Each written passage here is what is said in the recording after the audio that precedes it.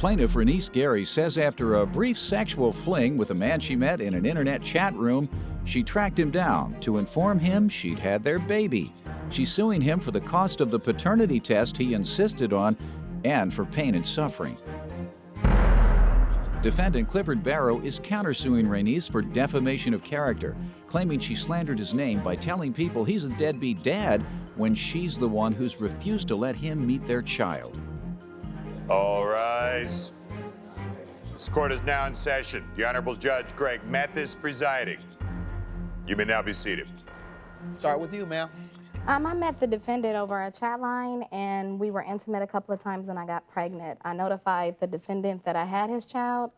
He changed the phone number and changed it to a non-published number. That's not right, sir. After that... Let you defend, hold on. After that, I just lost contact with him because I tried to find him, could not find him. I happened to be at church one day, and a young lady asked me who the father of my child was, and I usually don't tell people that, but I told her Cliff Jr., and she asked me if he had a brother, and I said yes. She then gave me his phone number. I got his phone number, and I contacted the defendant. After contacting the defendant, he agreed to meet me. He didn't meet me, and again, he changed his phone number to a non-published number. Took it upon myself to take the number off the caller ID and looked on the internet and found the house. Took me 2 hours and came in contact with his father.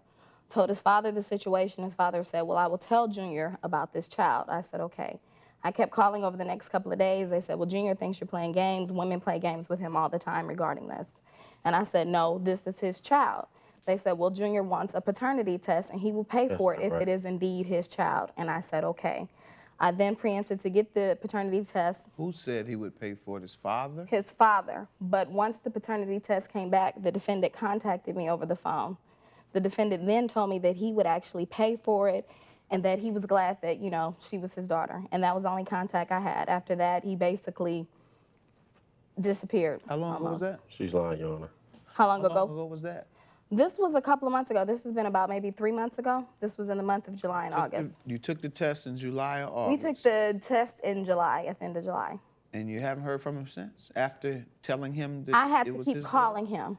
I had to keep calling him every now and then. He would answer the phone. I was in contact with his mother. His mother said, well, Junior would be there to help Let him talk now. Sir, what do you have to say? Okay, it's true enough. Yes, I did meet the plaintiff off the chat line. You know, I went to her house. She told me she looked good, you know, over the chat line. I get there. I see something from McDonald's, you know what I'm saying? Grimace. Something from McDonald's? Yeah, what do you like mean? the purple thing, Grimace, right? So I'm like, okay. See that where? Up at her house. I went to her house. She had the purple Grimace she looked like there? Grimace. But She yet, looked like the purple he initiated the All right, sexual contact on Hold both on, man. occasions. What are you trying to say? The woman looks like that Grimace at McDonald's? Yes. On the commercial, the big purple thing? Yes, sir.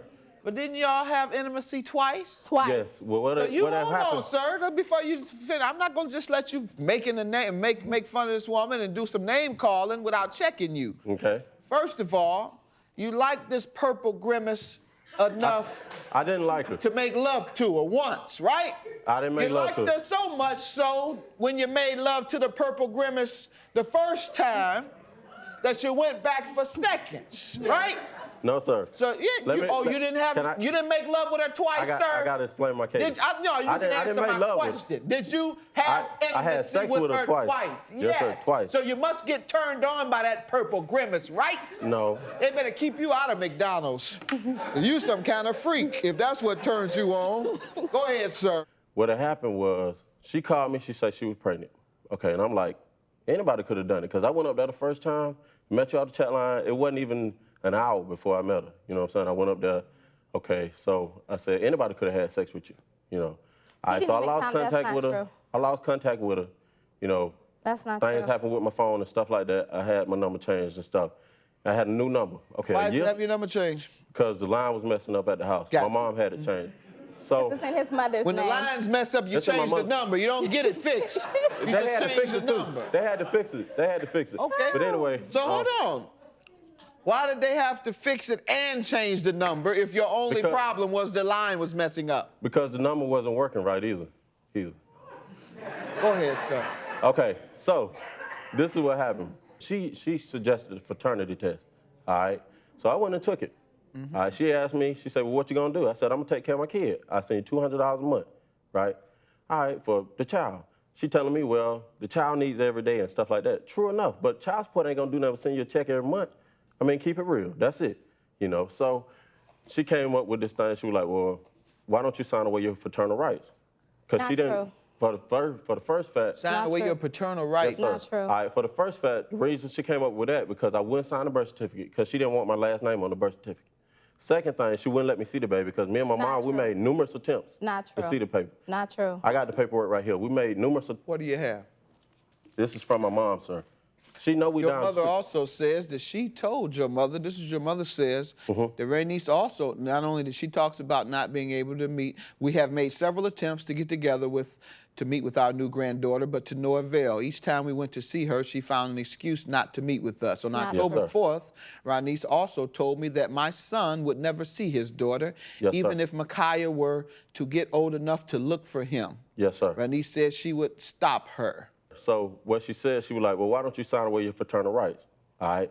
So I said, okay, cool. Because for the first thing, you don't want me to see my baby. This is not You want to sign away my paternal rights. Why didn't she want you to see the child, sir? Evidently, she had something. She didn't want me to see the baby because every time we tried to meet, it was like hindering me from meeting. What was she saying to you? I mean, she was like, Just excuses? Let me hear from her. Ma'am, did any of this happen? No, Your Honor, I actually contacted Mr. Burrell on July 20th, okay? Right after that, I've called every single day. They live approximately 47 miles away from me. Raynice Gary claims after a paternity test proved the defendant is her child's father, he disappeared. Let's get to the other issue, because I hear you giving me the same excuses they say you gave them.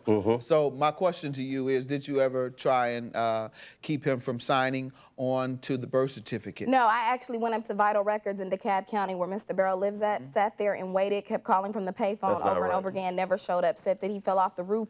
First it was off his grandmother's roof, then it's from the roof. Rights? Did you ever suggest that he sign off? I told him after a conversation when he saw that I was going to go file for child support, Mr. Burrell screamed at me, hurt my feelings, and basically said, don't call me for child care, don't call me for health care, don't call me for clothes. I don't want nothing to do with you. I just slept with you 2 different occasions, and that's all it was supposed to be. And so that's how the discussion about him signing away his paternity rights. Yes, and the thing that gets me is he was able to meet me at the same place. My church is exactly 2 miles. His mother says that you told her that he would never see their daughter. Was that because you were angry or something at that time? On October 4th, yes. On October 4th, I called and I spoke to Mrs. Burrell. First, his father picked up and he said, I don't want to talk to you. He said, I'm mad at you and I'm mad at Junior because Junior signed the paper, and I'm mad at you because you gave the papers to Junior. Which papers are these? The paternity signing away his paternity? The termination of paternal rights. He said, you're moving to California, we're not going to ever see our granddaughter. Gotcha. Okay? After that, I talked to Mrs. Burrell, and she said, well, you know, his father doesn't want to talk to you. We're really upset over this situation. We're mad at Junior because he won't talk to us. Junior didn't sign away his rights. All right. And lastly, sir, you've told me everything about her attempting to sign away the paternity rights. You told me all these other reasons of your being disgruntled about everything, except for answering the question as to whether you were to pay part of the paternity test. Okay. Or all of the paternity tests. The paternity test, it came up. Okay. She asked me, what was I going to do? I said, I'll pay you half. Because like you told my parents, you didn't know how I looked. You didn't even know yourself, you know. You only agreed to pay half. How much is that? How much was the test, ma'am? The test was $350. Has he paid you anything for the test? He has not paid anything for the test, and he agreed to pay the entire amount of the test. And I knew who the father was. You have any evidence that he agreed to pay all of it? Just his verbal words. Gotcha. Have you been paying any child support? No, because she went and we signed the paternal rights before she for the. You signed away your paternal rights. And he was happy to do so. Okay, so he no longer has any paternal rights at all. He has no paternal rights. I thought you had suggested. I didn't know he actually went through with it. No, he was happy to do it. That's the only time that Mr. Burrell. You were happy to have him do it. No, actually, I was very sad over it. Why did you do it? Yes, you were. Because I'm getting married, and I'm going to go ahead and have my husband adopt my child, and I'm moving. All right, but quiet. And your fiance had already agreed to that? Yes. To adopt a child before you signed away the paternity rights? He just agreed to. So you signed away your daughter's paternity rights prior to someone else agreeing to adopt the child? Yes. Signed away your daughter's money?